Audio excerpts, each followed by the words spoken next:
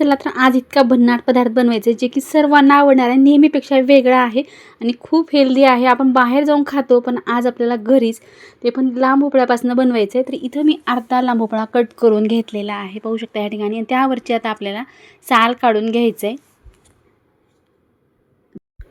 नेहमी आपण बाहेर जाऊन खाणारा पदार्थ आज आपल्याला अगदी सोपा आणि पौष्टिक बनवायचा आहे। तर खूप छान रेसिपी आहे, तुम्ही नक्की शेवटपर्यंत पहा, तुम्हाला सुद्धा नक्की आवडेल, 100% गॅरंटी आहे। तर इथं मी आता पूर्ण साल जी आहे ते आता ह्या ठिकाणी काढून घेतलेली आहे। तर तुम्ही हा व्हिडिओ कुठल्या भागातून पाहतात ते नक्की एक कमेंट करून सांगा, कारण मागच्या व्हिडिओमध्ये इतका छान प्रतिसाद भेटलेला आहे, खूप मला आनंद झाला की इतक्या लांबवरून लोक पाहतात आपल्याला सुद्धा। तर इथं आता मी खिसणी घेतलेली आहे। आपल्याला पूर्ण भोपळा जो आहे तो आता असंच खिसून घ्यायचा आहे, किंवा तुम्ही कद्दू म्हणत असतात तर आमच्याकडे याला लांब भोपळाच म्हणतात। तर इथं आता भोपळा जो आहे तो छान खिसून झालेला आहे, पाहू शकता या ठिकाणी मस्त खिसलेला आहे, ताजा ताजा आहे। तर आता पूर्ण खीस झाल्यानंतर आता ह्यामध्ये आपल्याला काही जिन्नस टाकायचे आहेत, किंवा तुम्ही मिक्सरला काढलात किंवा दरदरी चॉप बोर्डने केलात तरी सुद्धा खूप छान होते, पण खिसून घेतल्यामुळे पदार्थ खूप छान होतो, खिसूनच घ्या। तर इथं पहा कसलं भारी खीस दिसते, रंग तर अगदी सुरेख दिसत आहे आणि अगदी मस्त ताजा आहे। तर ह्या ठिकाणी आता खीस आपला छान खिसून झालेला आहे। तर यामधलं पाणी न काढता आपण अशाच पद्धतीचं ठेवलेलं आहे। एक चला भांडं घेऊया, त्या भांड्यामध्ये आपल्याला हा खीस जो आहे तो पूर्ण टाकून द्यायचा आहे। जेव्हा काहीतरी चटपटीत खायला आवडतं तेव्हा हा पदार्थ नक्की ट्राय करून पहा। तर इथं घेतलेला आहे 2 चमचे आपण बेसन पीठ घेतलेलं आहे, छोट्या वाटीनं 1 वाटी आपण रवा घेतलेला आहे, आणि या ठिकाणी आपण गव्हाचं पीठ 1 पळी टाकलेलं आहे। लाल तिखट टाकायचे, थोडीशी हळद टाकायचे, इथे 1 चमचा जिरे टाकलेले किंवा जिरे पावडर टाकलं तरी सुद्धा चालते। अर्धा चमचा इतका आपण आता ह्या ठिकाणी मीठ टाकलेलं आहे। लाल तिखट मीठ आपल्या चवीनुसार किंवा हिरवी मिरची टाकलं तरी सुद्धा चालते। थोडीशी ह्या ठिकाणी मी आता ताजी कोथिंबीर कट करून टाकलेली आहे। आता सर्व जिन्नस जे आहे ते छान मिक्स करून घेतले, बिलकुल पाणी टाकलेलं नाही। आपल्या ज्या ओलसरपणामध्ये आपण पूर्ण पीठ जे आहे ते छान मळून घेतलेलं आहे आणि एकत्र करून घ्यायचं आहे आता। तर पाहू शकता ह्या ठिकाणी, कारण भरपूर मॉइश्चर असतं त्यामुळे पाण्याची बिलकुल गरज लागत नाही। इथे साईडला मी गॅसवरती कढई ठेवली आहे, त्यामध्ये पाणी टाकलेलं आहे आणि स्टँड ठेवलेलं आहे, वरती आपण जी खिसणी घेतली तीच ठेवलेली आहे मी ह्या ठिकाणी। तर इथे थोडंसं आपल्याला हा स्टीम करून घ्यायचं आहे, असा एक लांबट गोळा बनवायचा आणि स्टीम करून घ्यायचं आहे फक्त। तर इथे मी 7 मिनिटासाठी ठेवलेला आहे स्टीम करण्यासाठी।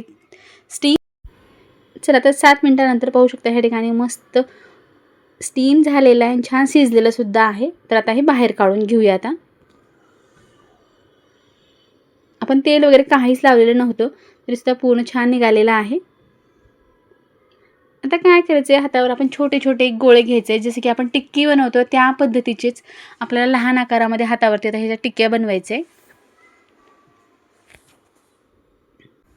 गरम बटाट्याचा वापर न करता आज आपण छान टिक्क्या बनवणार आहोत, आणि ह्या टिक्क्याचा आपला एक पुढं आणखीन एक पदार्थ तयार करायचा आहे, तो तर अगदी भन्नाट आहे। तर इथं आपल्या टिक्क्या ज्या आहेत त्या अशा पद्धतीने आता मी तयार करून घेणार आहे।